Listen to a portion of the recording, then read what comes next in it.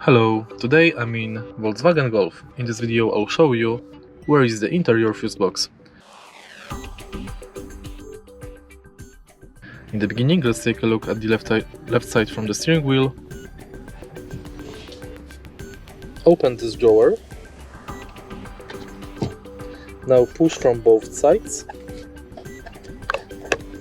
like squeeze it, and now pull. As you can see, interior fuse box is located right here.